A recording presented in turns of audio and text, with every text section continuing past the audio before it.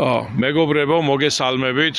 დღეს 16 აპრილი არის, ოთხშაბათი დღე და ტრადიციულად ვაგრძელებთ დღევანდელ შეხვედრას მერაბ კოსტავას ეზოში. ბატონი გურამ მაკაცარია. მოგესალმებით, სულიად საქართველოს. აგერ 4 დღეში აღდგომა არის და რადგან ჩვენი ოთხშაბათობა შემდეგში არ უწევს, ამიტომ უზენაესი საბჭოს სახელით, ეროვნული მოძრაობის სახელით ულოცავ საქართველოს მოსახლეობას, ქართველ ერს, ქრისტიანებს, მართლმადიდებლებს აღდგომის ბრწყინვალე დღესასწაულს. ლავაზდა ეს არის როგორც ერთ-ერთი მწერალი წერს, ჯანსუღ ინჯილია, ქართველი ერი მტერს რომ განადგურებული ეგონა უცებ ფენიქსივით ფეხზე დადგებოდა და დადგება ქართველი ერი ფეხზე ბატონები. ეს გახლავთ მერაბ კოსტავას ეზო, იგივეს ვიმეორებ შეიძლება ხშირად, მაგრამ ჩემი დანიშნულებაც ეგ არის, როგორც უზენაეს საბჭოს პრეზიდიუმის წევრის. აქედან დაიწყო ეროვნული მოძრაობა, მახსოვს თითოეულა გაუბედავი კაცი რო შემოვიდა და მერე 100,000 კაცი როგორ იდგა მთავრობის სახლის წინ, ამერდოდან დაიწყო ყველაფერი და ჩვენ ვართ ძლიად გამსახურდიას მიერ დატოვებული უზენაესი საბჭოს წევრები, მე და ბატონი ნუგზარ შავთვალაძე, დანარჩენი ვინც აქ არის ეროვნული მოძრაობის ყველაზე აქტიური წევრები არიან ბატონებო უკაცრავად. ესე იგი, უზენაეს საბჭოს წევრები ვართ აქ, ძლიად გამსახურდია აგვიტოვა ინსტრუმენტი, რასაც ქვია კონსტიტუციური ხელისუფლება. ასევე 92 წლის 13 მარტს ქალაქ გროზნოში შედგა 4 ხელისუფლების წარმომადგენელთა სხდომა, პარლამენტი, მთავრობა, პრეზიდენტი და ადგილობრივი ხელისუფლება, სადაც მიიღეს ისტორიული გადაწყვეტილება, სადაც წერია ყველა ღონისძიება, ყველა ჩატარებული აქტები, ყველა არჩევნები, რომელსაც სამი არამკითხე კაცის იოსელიანის, სიგუასა და კიტოვანის სამართალმემკვიდრეები გააკეთებენ, იქნება ქართველი ერის სასიცოცხლო ინტერესების წინააღმდეგ და წინასწარ ბათილად არის გამოცხადებული. მოგეხსენებათ, რომ ეს არის კონსტიტუციური ხელისუფლების პარლამენტის მიერ მიღებული დადგენილება, დამოწმებული პრეზიდენტის მიერ, რომელსაც აქვს კანონის სახე ბატონებო და ვისაც საქართველოს მოქალაქე ჰქვია და არა პუტჩის სამართალმემკვიდრე, ყველა ქართველი ვალდებულია დაიცვას ეს დადგენილება. ახლა რაც შეეხება ბატონებო, აქ მე და ბატონი გიორგი კერვალიშვილი ამ თემაზე ვატარებდით ზუსტად სხდომას. რას ნიშნავს, ახლა ვასაბუთებ, რატო არის ეს აუცილებელი. არსებობს ასეთი ცნება სამართალმემკვიდრეობა, რაც ნიშნავს არჩევნებით მოსული ხელისუფლება სამართალმემკვიდრეა არჩევნების დამნიშნავი ხელისუფლების. ანუ შევარდნაძის ხელისუფლება სამართალმემკვიდრე იყო ჯაბაიოსელიანის, კიტოვანის და სიგუასი, სააკაშვილის ხელისუფლება ორივესი, ბიძინას ხელისუფლება კიტოვანის, შევარდნაძის, სააკაშვილის სამართალმემკვიდრე გახლავთ. დღევანდელ პარლამენტში, რომელსაც დანიშნავს თქვათ ბიძინა, სულ ყველა ზვიად გამსახურდია რომ დაჯდეს, მათ ხელი შეკრული ექნებათ ამ სამართალმემკვიდრეობით და უნდა გააგრძელონ იგივე, რასაც აკეთებდა და რაც ქვეყნის საწინააღმდეგო დადგენილებები მიიღეს ამ ეგრეთ წოდებულმა 4 ხელისუფლებამ. კერძოდ ხშირად მომყავს ეს მაგალითი 94 წელს ედუარდ შევარდნაძემ რუსეთში საქართველოს ელჩს ვაჟა ლორთქიფანიძეს გაუგზავნა წერილი ბერეზოვსთან მისასალმებელი, სადაც წერს რომ ჩვენ იძულებული გავხდებით ვაღიაროთ აფხაზეთისა და სამარჩაბლოს დამოუკიდებლობა, ეს უნდა ვაღიაროთ, მაგრამ ნუ გააგებიებ ნურავის და ნურს დიდ მხატვარს, ანუ ზურაბს ერთ-ერთსაც კი არ გააგებინო, რომელიც შევარდნაძის მარჯვენა ხელი გახდათ თუ სხვა ორგანო არა ბატონებო. ასე არის და ასეთი ათასობით წყალქვეშა ნაღმები არის, მიწისქვეშა ნაღმები ჩატოვებული ამ ხელისუფლებების მიერ და ამიტომ ერთადერთი ხელისუფლება, რომელსაც შეუძლია ყველაფრის გაუქმება დე იურე და დე ფაქტო არის კონსტიტუციური სამართალმემკვიდრეობის მქონე უზენაესი საბჭო. 2002 წელს მთავრობის სახლის წინ ვიჯექით ჩვენ 8 თვე ამ მოთხოვნით და მაშინდელმა ხელისუფლებამ შევარდნაძის და მოქალაქეთა კავშირმა შეგვიპატიჟა უზენაეს საბჭოში და როცა შეეკითხა მათ ალექსანდრე ჟღენტი რა სამართალმემკვიდრეობა გაქვთ, მათ უთხრეს რომ სამართალმემკვიდრეობა არ გაგვაჩნია, თქვენ ხართ დე იურე, ჩვენ ვართ დე ფაქტო ხელისუფლება და ამიტომ მომავალ არჩევნებში 50% პლუს 1 კაცს, ანუ საკონსტიტუციო უმრავლესობას დაგისვამთ პირდაპირ. რაზეც მიიღეს პასუხი, როგორც ეს გაკეთდება იმ წუთას დე იურე ლეგალური ხდება ყველა ის ხელშეკრულება, რასაც შევარდნაძემ და ჯაბაიოსელიანმა მოაწერა ხელი და ამიტომ ეთქვა უარი ხაზარაძეს. ვიტალი ხაზარაძე იყო მაშინ მოკავშირის თავმჯდომარე. ახლა არჩევნებზე რო გაიძახიან 50%-ის ამღები ვინ არის დაუშვათ უზენაეს საბჭოს სახელით დანიშნულ არჩევნებში.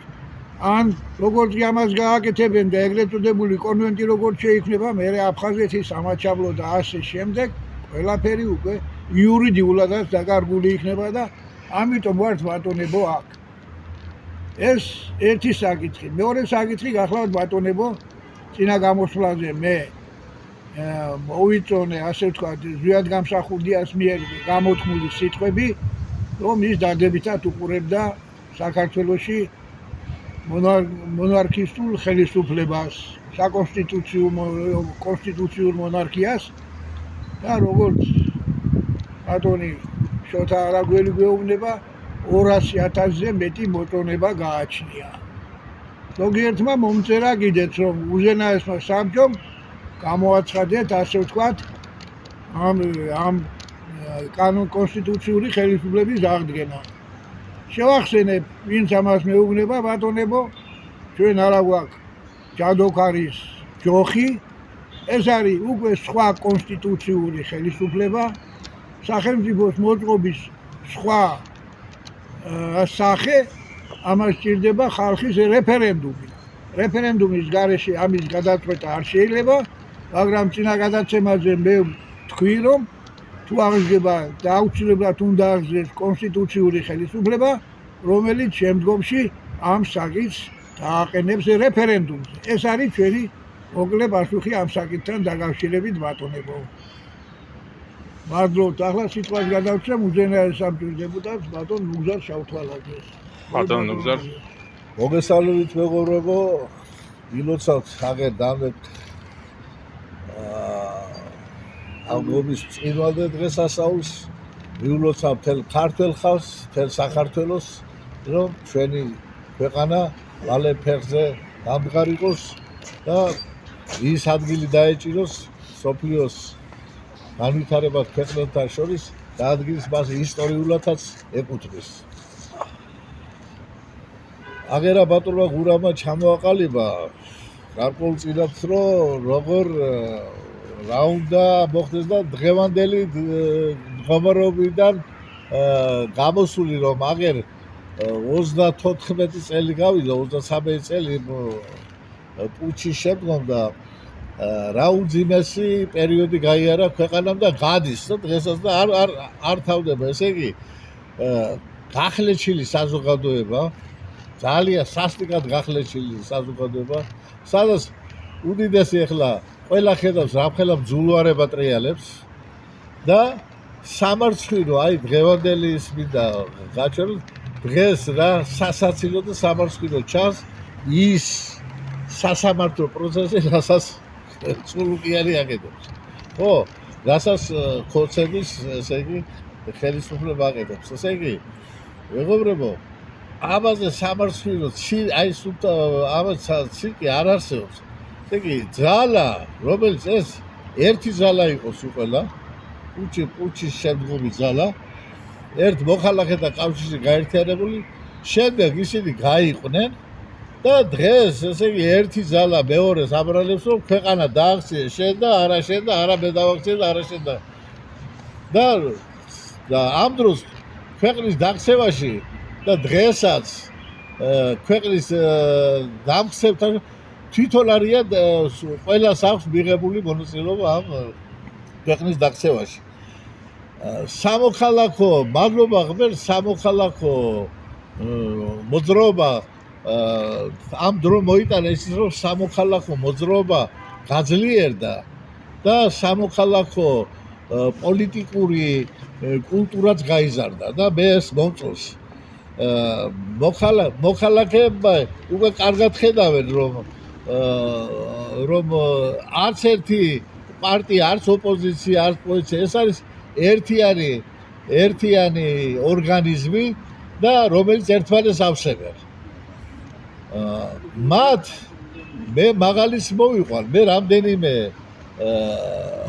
ოპოზიციურ პარტიის ლიდერებს გავესაუბრე. მე ახლა არ ვახსენებ სახელს და გვარებს, მაგრამ მათი თვითონის პასუხი რა იყო, რომ ესე იგი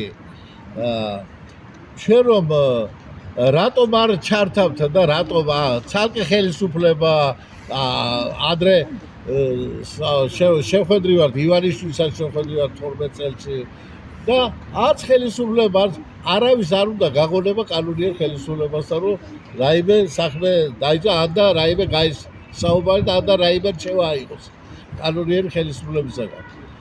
მათ ესე იგი მათ თითოეული აცხადებს რომ ჩვენ რომ თქვენთან დავიჭერთ მაშინ სხვა ხალხს კარგავთო. თვითონაც ცალ-ცალკე ვიპასუხა. მაშინ მივხვდი რომ ყველგან ესე იგი ყველა მათ რიგებში როგორც ხელისუფლების ოპოზიციის რიგებში არიან მამალი პუჩისტებია სულ ყველგან. მამალი პუჩისტები და ხოდა მე ისიც შევთავაზე რომ აი სამოქალაქო მოძრაობას ვერანაირად ვერ ჩაუდგებით თუ სათავეში ვერც ერთი და არც ღებულობენ თუ არ აფრიელდა მერაბ კოსტავას და ზვიად გამსახურდიას ეროვნული მოძრაობის დროშაბეთში. მე ახლა იქიდან გამოდივარ რომ აი იმ პუჩის შემდგომ მოხდა საზოგადოების გახლეჩვა და ჩვენი ვალდებულობა და უზენაესი საბჭოს წევრების და იმ ეროვნული მოძრაობის და საქართველოს დამოუკიდებლობის აქტზე ხელის მომწერთა მთავარი ვალდებულობა არის რომ კონსოლიდაცია ქართველი ერის კონსოლიდაცია მოხდეს. კონსოლიდაციის გარეშე არაფერი არ ეშველება ამ ქვეყანას და ერთადერთი ძალა და ერთადერთი კონსოლიდაციის ესე იგი შექმნა შეუძლია საქართველოში მხოლოდ და მხოლოდ დევლის საქართველოს დევლის უზენაეს საბჭოს ამ ინსტიტუტს შეუძლია. პიროვნულად ძალიან ძნელია ბატონი ზვიადის და ბატონი მერაბისა ზვიადის შემდგომ რა თქმა უნდა პიროვნული ლიდერობა ძალიან ურთულესია და ეგ არ არის ეგრე საუკუნეში ერთხელ და 2 საათ და 3 საათ ერთხელ, მაგრამ აქ არის ინსტიტუტია, განსაკუთრებული ინსტიტუტი, რომელიც ეს არის უზენაესო საბჭოს ინსტიტუტი, რომელიც სოციალია. ჩვენ ეს ინსტიტუტი ჩვენ გახსოვთ ალბათ 91-ში, როდესაც დამოუკიდებლობის პერიოდში და 90-იანებში ერთ-ერთი ცოცხალი ჩამოვიყალეს სულხანიშვილი აქ. დეპუტატი რომ აი ბმა უფრო ისე რაც ბალტიისპირელებმა ადვილად გააკეთეს, იმიტომ რომ მათ დეპუტატები ცოცხლები იყვნენ და პირდაპირ მოხდა მათგან ესე გადაბარება.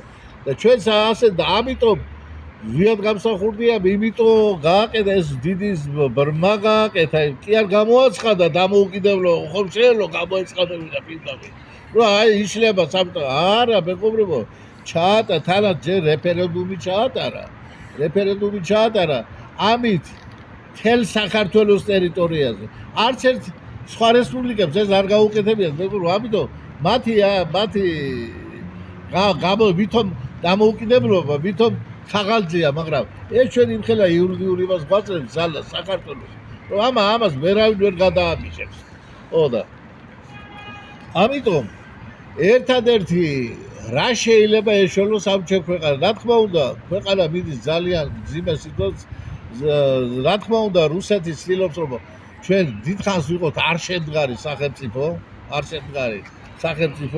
და ნელ-ნელა სოფლიოს თვალში გამოგვიყვანონ ჩვენ როგორც არ შემდგარი სახელმწიფო.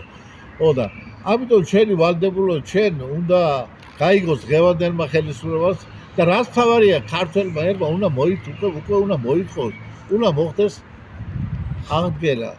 აი, გარდამავალი პერიოდის აღდგენა უნდა მოხდეს. ჩვენ კონსტიტუცია კი ბატონო, ის კონსტიტუცია იყო იქიდან, იმიტომ რომ ჩვენ რომ უმტკივნეულოდ გამოსულიყავით საბჭოთა წყობილებიდან და არ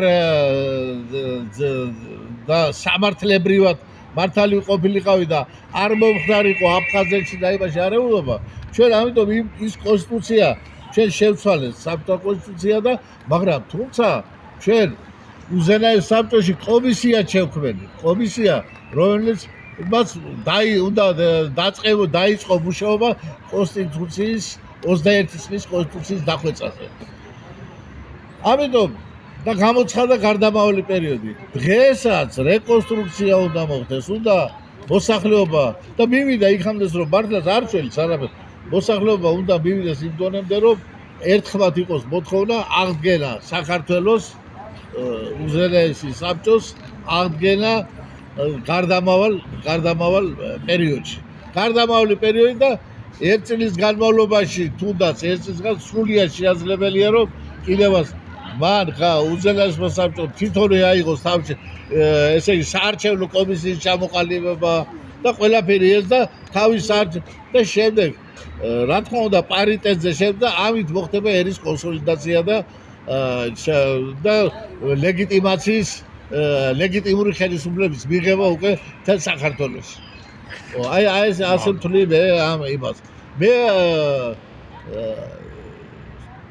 დაახლოებით ასეთი ამბავია და ნახოთ ახლა მე ძალიან დიდი იმედი მაქვს რომ სამოქალაქო პოლიტიკური კულტურა კიდევ უფრო იზრდება და სამოქალაქო მოძრაობა თვითონ დასვავს ამ საკითხს.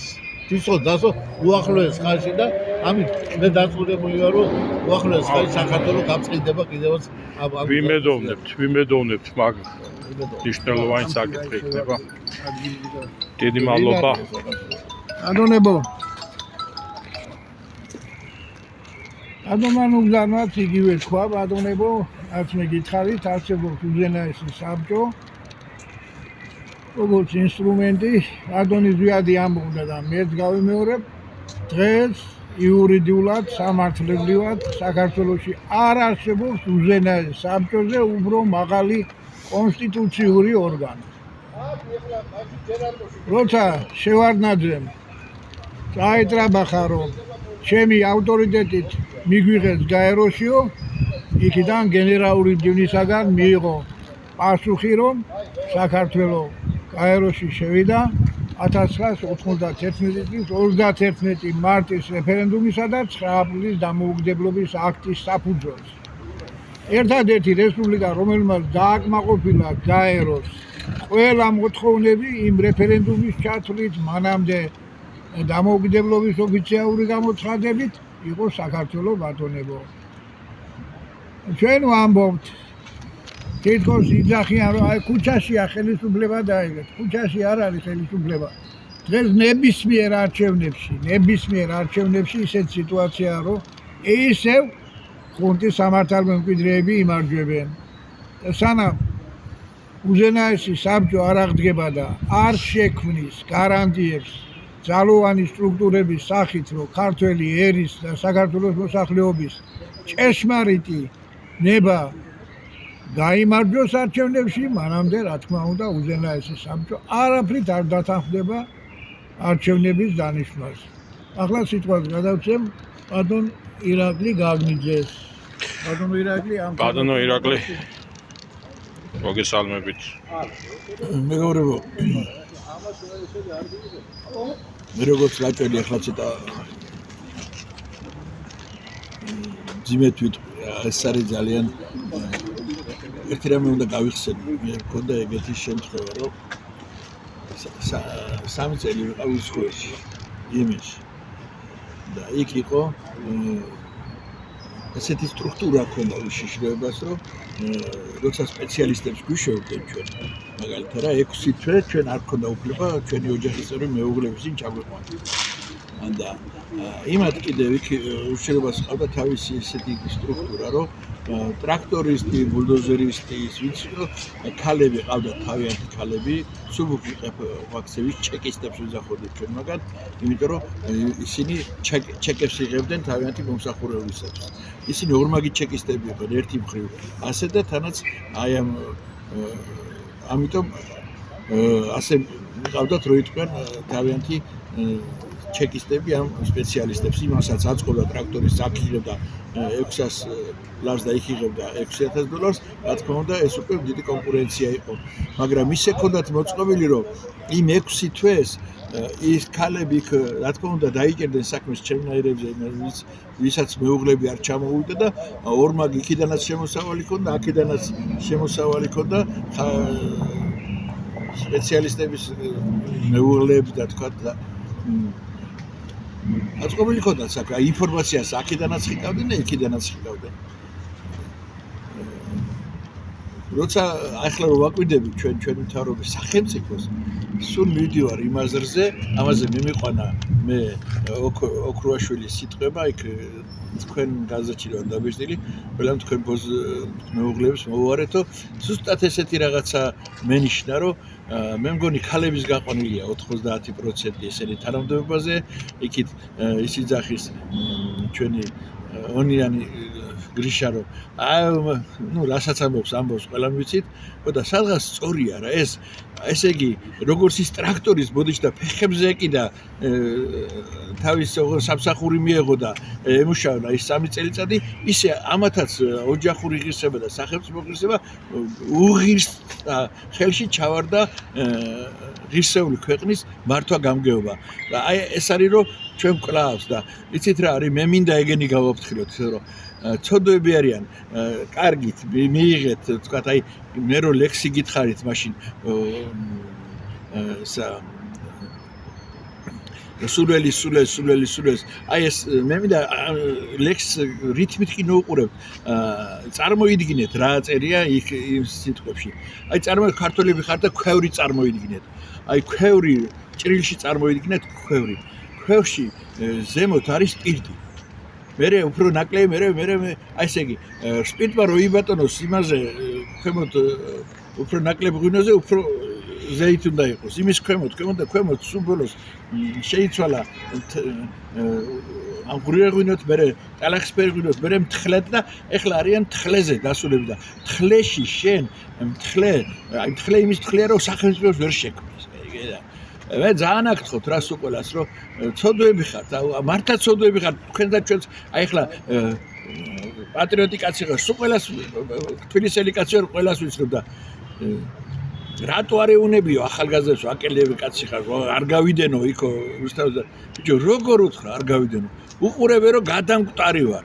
ჩემი 3 წელი იქ ვიყავი და ისე გადამკვდარი ვარ, მთელი ქონება აქ ჩამოვიტანე და რო ვიტყვენ, ჩემი ახალი ვაჩიტირი ძესიტი, მთელი ეროვნული მოძრაობა ჩემ კისერზე გადავიდა, მერაბი და სადარ დავდიოდით, მოკლედ ყველაფერი მოვაკელი ოჯახს. და რატო რა გააკეთე, რის დაგიფასეს, აი რა უთხრა ჩემ შვილებს, შვილიშვილებს, მეგობრებს, იმათ მეგობრებს, რომ შვილებო, არ გახვიდეთ ესენი, ვითი ხართ კარგები, ერთი გამარკვიეთ რა. წინა იმაზე გითხარით, რომ როცა გადააჭერ უკვე ხალხს ეცე, ჩვენ უკვე გვეცინება, ჩვენი თაობა ვერ გაგიწევთ, თქვენ აი აპონირებას, იმიტომ რომ არ შეიძლება ისეთ კაცთან აპონირება გავუწიო, რომელიც აი თვითონ ვერ ხვდება რა და ხან ლექსად მოგწერეთ, ხან ისე გითხარით, აი რა ვიცი როგორ მოგიაროთ, რომ კიდე ერთი ლექსი რო გითხარით მაშინ რომ ვინც წამოგაგოთ თქვენ ამ ანკეზე დასუქებულებს ის შეგჭამთ ახლა.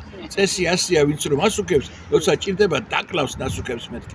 აი ზუსტად ასია ის სოფელში რომ ბებიაჩემი პატარა ეს რომ წამოიწერდა გვარია და ისე ყვიჩილა და ლამაზი რო იყო და დავარქვევდი ჩემს სახელს, რამდენი სტუმარი მოდა პირველ რიგში მას აწლიდა თავს, კაცო და მე სუმალა ისი ახლაც რა, რაც მალე გასუქდებით, იმდენი მალე დაგაყაჭიებენ რო იტყვენ იმფულებს და ამ ქვეყანას რატო წირავთ შვილები? რა არის ეს? რა თქვენ რა გონიათ რა?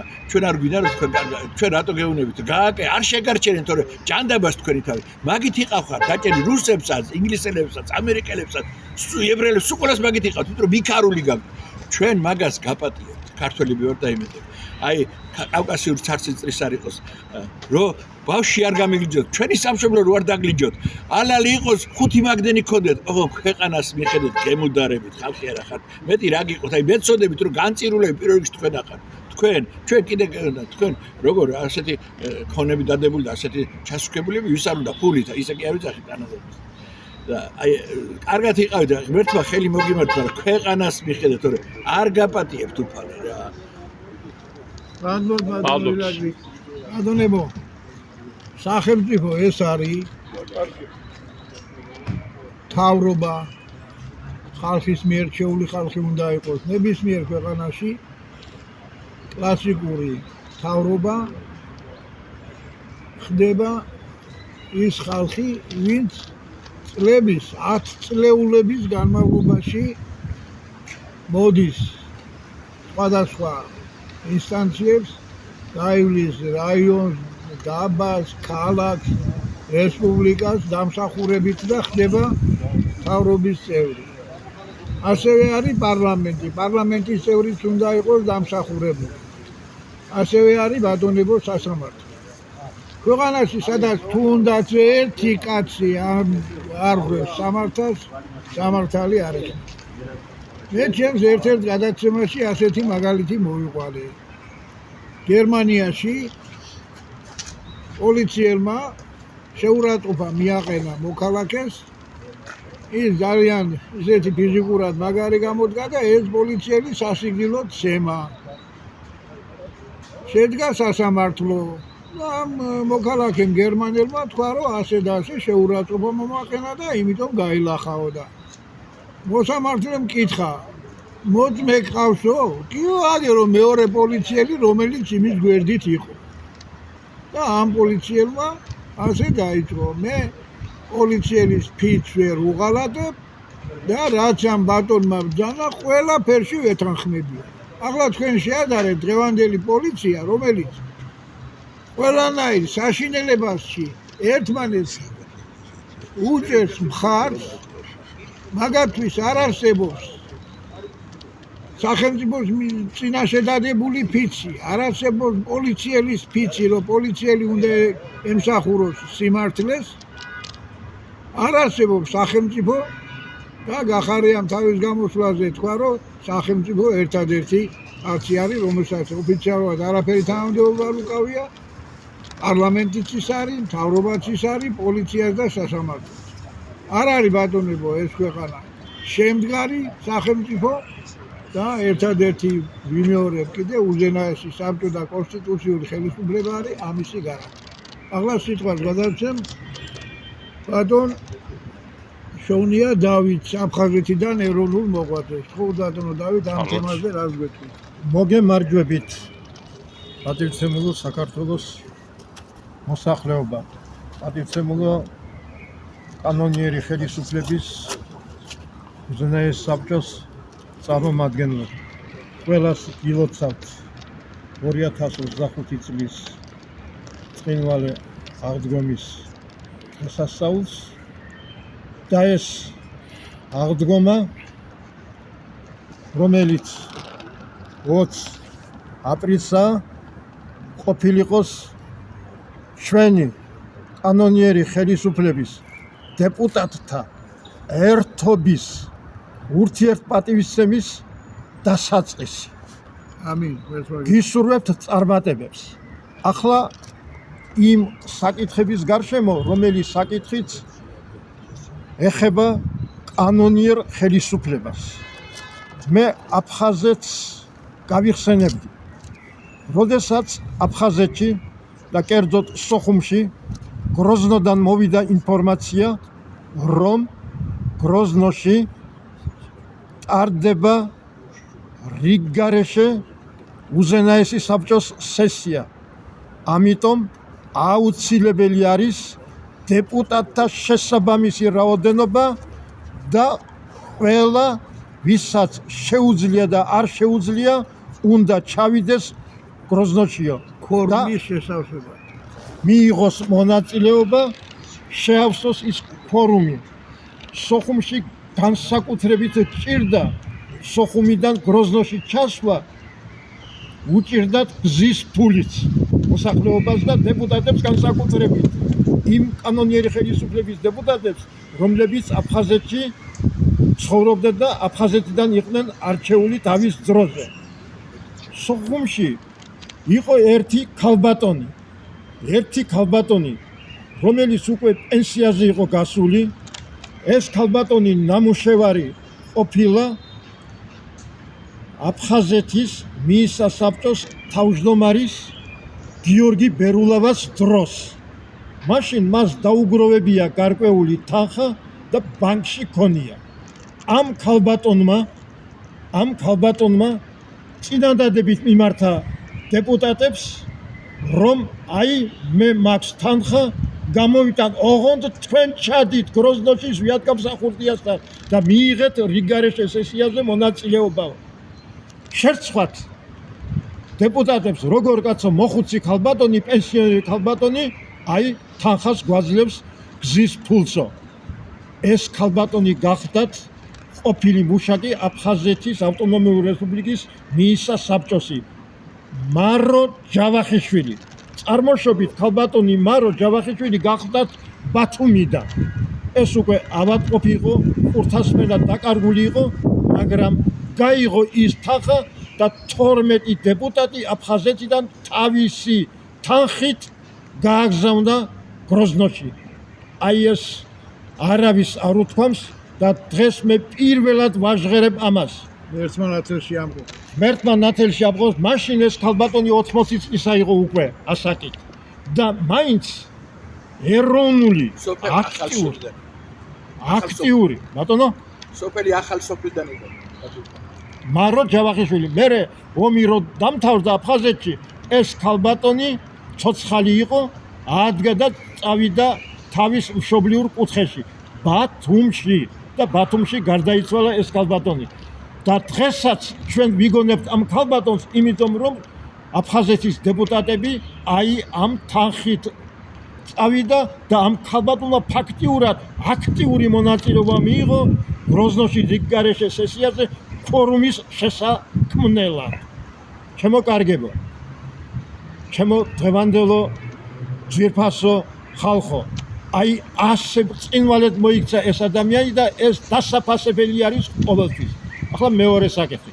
კანონიერების აღდგენა ეს ერთადერთი სწორი გზა დღეს ჩვენი სახელმწიფოს, ეროვნული სახელმწიფოს შესაქმნელად. ამისთვის რა არის საჭირო? ის კონსტიტუციური ძალაუფლება, რომელ კონსტიტუციურ ძალაუფლებასაც ფლობდა საქართველოს რესპუბლიკის უზენაესი საბჭო, რომელსაც თავის მოკლე მუშაობის პერიოდში, მოკლე ხანში ძალიან ბევრი დიდი საქმეები ჰქონდა გაკეთებული. ეს ის უზენაესი საბჭო იყო, რომელი უზენაეს საბჭოს უნდა გაეკეთებია ის, რაც პრეზიდენტისაგან ჰქონდა დავალებული. მეგობრებო, სოხუმში, როდესაც შესაბამისი არჩევნები ტარდებოდა, კანონიერი ხელისუფლების აღსადგენად ტარდებოდა, მაშინ სოხუმში მონაწილეობა მიიღო ერთ-ერთმა საფრანგეთიდან ჩამოსულმა ქართველმა. ეს იყო შალვა თაყაიშვილი და რამდენად უხაროდა შალვა თაყაიშვილს, რამდენად უხაროდა, რომ საქართველო დამოუკიდებელი ხდებაო, თავისუფალი ხდებაო. თქვენ რა დაგემართათ უკანონო ხელისუფლების წარმომადგენლებო, რომ თავისუფალი დამოუკიდებელი სამშობლო რომ არ გინდათ? რატომ გინდათ სხვისი მონა მორჩილი რო იყოთ? რატომ არ გინდათ რომ გავყვეთ იმ ეროვნულ გზას, გავყვეთ იმ ზვიადისა და მერავის გზას, გავყვეთ იმ გზას, რომელსაც ქრისტეს გზა ქვია? რატომ არ გინდათ ეს? ფულმა დაგჯაბნათ, ფულმა წაგართვათ ყველაფერი. ფული დროებითია, ჩემო კარგებო. ფულს სიკეთე არ მოაქვს. ყოველივე უარყოფითი მოაქვს ამ ფულს და ამიტომაც არის დღეს, რომ უკანონო ხელისუფლების წარმომადგენლები მხოლოდ ფულზე ფიქრობენ, ფულს აგროვებენ და სამშობლო კი ოდიში და ხებზე კიდიათ.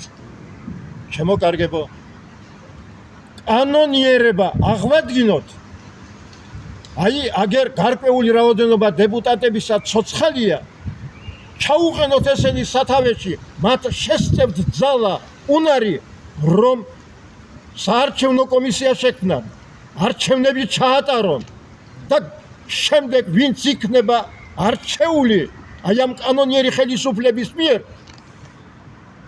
თქვენიას სამშობლო და ჩაუდექით სათავეში ლეგიტიმაციას მიიღება დიახ კანონიერებას მიიღებთ და ჩაუდექით შემდეგ სათავეში დღეს ერთი აქეთ იქაჩება მეორე იქეთ იქაჩება კრილოვის იგავ არაკისა არ იყოს ლებედ რაკტა შუკა სამშობლოს ღალატობთ ქრისტეს ღალატობთ და თვალი გიჭირავთ ევროპისაკენ ამერიკისაკენ რუსეთისაკენ და კიდევ საით არა დადექით ყველამ სამშობლოს გვერდით ქრისტეს გვერდით და იღვაწეთ სამშობლოსათვის ისე როგორც აი ეს გვასწავლა ჩვენ დიდმა ზვიადიმ და დიდმა მერაბიმ გვარავდეთ უფალი მადლობთ ბატონო დავით ძალიან შეიძლება ეს სერიოზული სიტყვა წარმოთქვა ბატონმა დავითმა და მე ახლა ერთ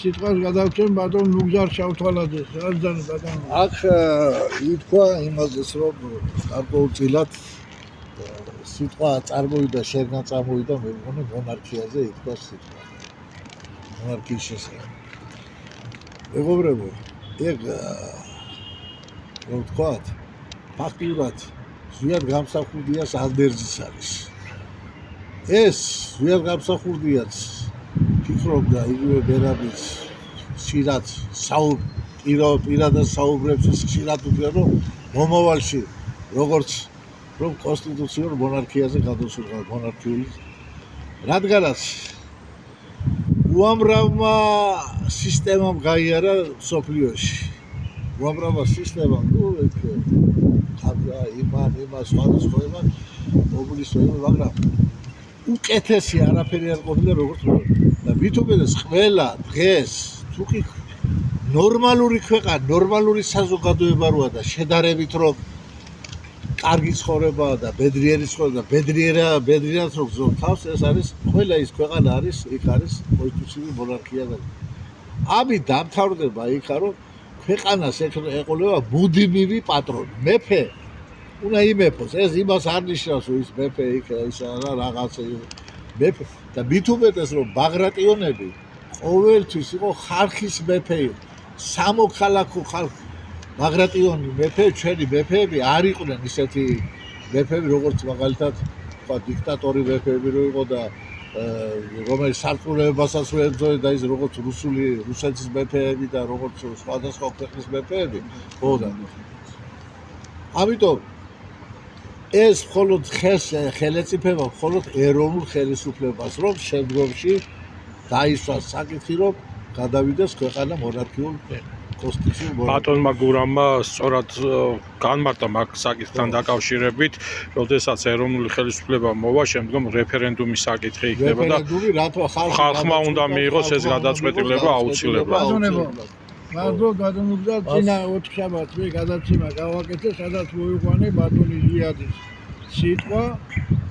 მან თქვა რომ თურმე დაუდგება გვერდით ზვიადისა და მერაბის ავტორიტეტს ეს ჩვენი უღირსეულესი მეფებისა და თავადაზნაურების ავტორიტეტი თავის წიგნში წერილები და ესეები პირდაპირ უწერია რომ დავითიან ბაგრატიონ და გვარმა უნდა გადაარჩინოს საქართველო და ისინი არიან თამარ მეფის მსგავსად მეოთხე აპოსტასად აღიარებული საქართველოში მაგრამ კიდევ განმარტავ ბატონებო ამას მოყვება სახელმწიფო წყობილების შეცვლა კონსტიტუციური ცვლილება რომელსაც ჭირდება რეფერენდუმი თორე მე ახლა მე რომ მკითხოს ვინმე ორივე ხელს ავწევ დაუშვათ ნორვეგიის დიდი ბრიტანეთის თუ ესპანეთის მსგავსი კონსტიტუციური მონარქიისთვის ამას ჭირდება უბრალოდ რეფერენდუმი დანარჩენი ახლა მე რო გამოვაცხადო ეს იქნება კონსტიტუციური გადაწყვეტილება ასევე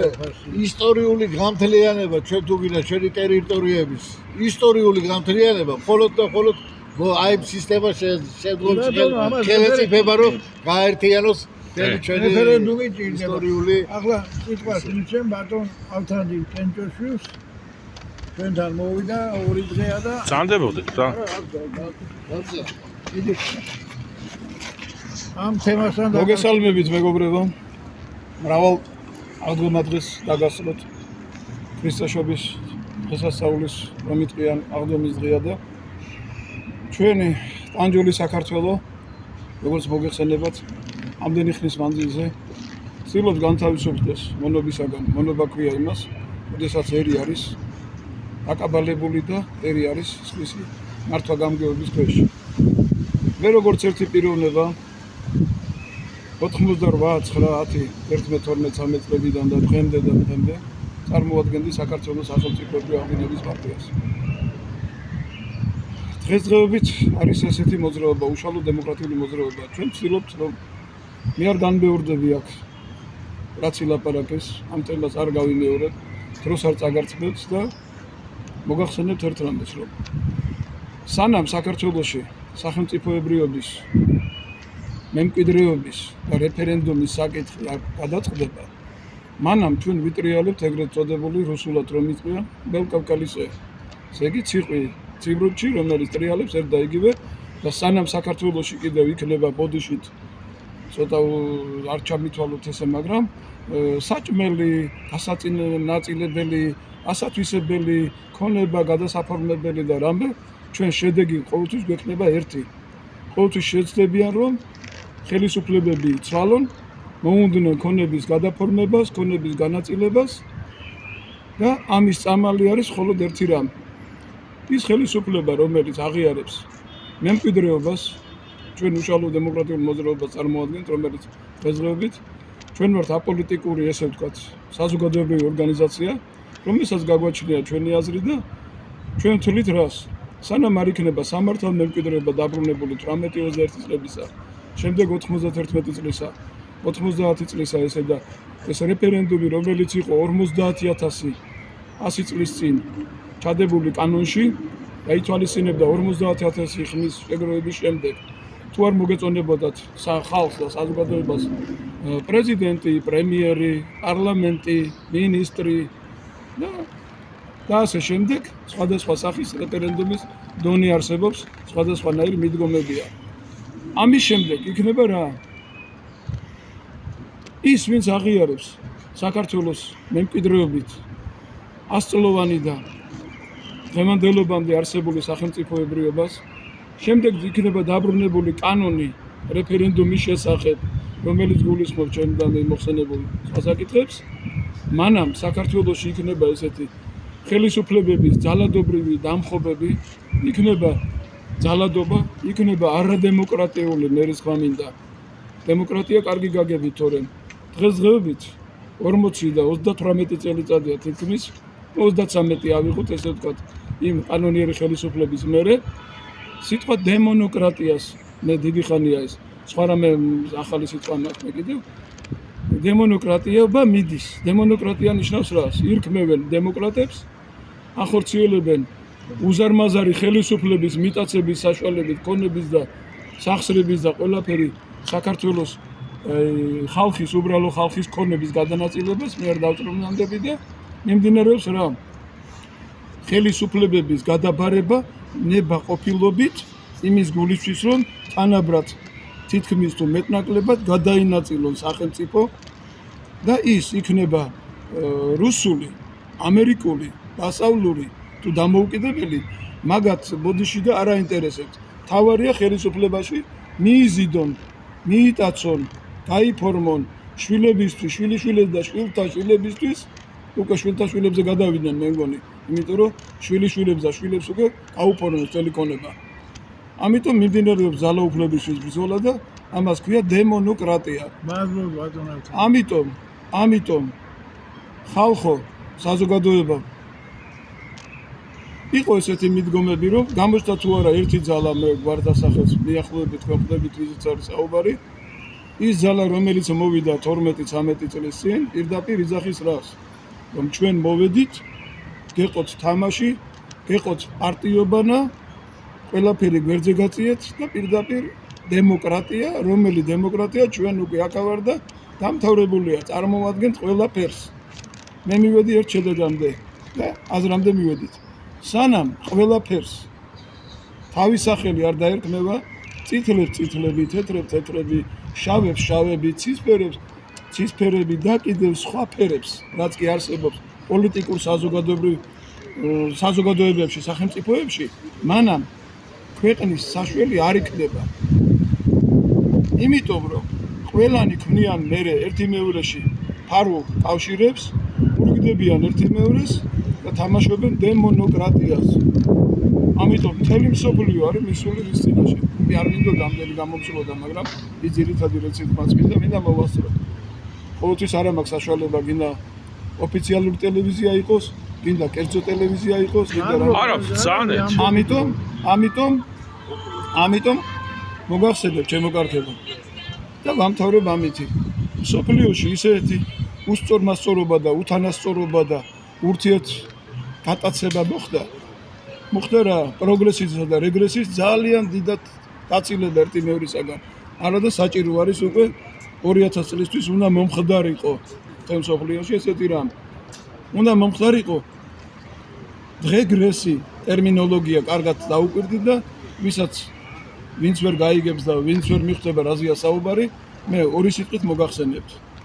პროგრესი არის წინსვლა, რეგრესი არის უკანსვლა და ის სამფეროვანი ფერი, რომელიც იყო, მე ფერებს მიტო ვამახვილებ, რომ მოდა ის ყვითელი ფერი გამქრალია, საზოგადოება ყვითელი ფერი, ძალიან მდიდრები, ძალიან ღარიბები და სოფლიო და კაცობრიობა მივიდა 21 საუკუნეში, რომ დღეგრესი გამოტოვეს და ამ დღეგრესის გამო არის მთელი მსოფლიო და კაცობრიობა ამ დღეში ჩავარდნილი. სანამ ეს არ მოხდება, ამისი შესწორება, იმ ყვითელი ფერის დაბრუნება, სხვა ფერებს რო თავი დავანებოთ, როგორც ქუჩაში მოძრაობის წესებია, წითელი, ყვითელი, მწვანე. და ამიტომ მე შევეცდები, თუ ინმეს რამე ექნება, შეუძლია ან დამირეკოს, გნებავთ ის, ვის ახლა მისმენს, ადრე აკებე ერქვა, მერე კუდი ერქვა, ახლა სუკი ქვია, მერე კიდევ სხვა. კარგად გვისმინონ ჩვენ ადამიანებს. დიდი მადლობა ყურადღებისათვის. მადლობა ბატონებო. ჩვენი თემა იყო ძირითადად კონსტიტუციური ხელისუფლების აღდგენა და ვინც ამას ეთანხმება. მადლობა ბატონებო, სხვა გამოსავალი ქვეყანას არ აქვს და ამიტომ ლევანდელ დღეს ვამთავრებთ ამით, კიდევ ერთხელ გილოცავთ აღდგომის ბრწყინვალე დღესასწაულს და უსურვებ სრულიად საქართველოს